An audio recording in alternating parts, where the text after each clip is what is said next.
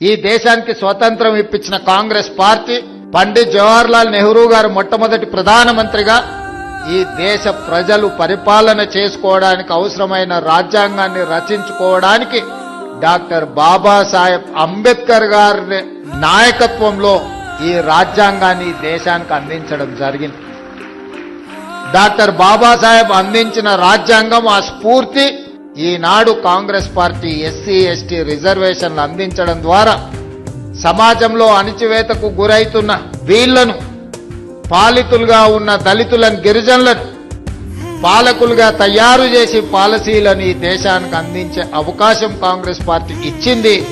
అందుకే వీళ్ళు చదువుకొని విద్యలో, ఉద్యోగాలలో, వృత్తి నైపుణ్యంలో కాంగ్రెస్ పార్టీ అందించిన రిజర్వేషన్లను అందిపుచ్చుకొని డాక్టర్లుగా, ఐపీఎస్లుగా, ప్రజాప్రతినిధులుగా ఈరోజు ఈ సమాజంలో రాణించి ఈరోజు ఈ వేదిక మీద నిలబడి మీకు ఆదర్శంగా మీ ముందు నించున్నారు.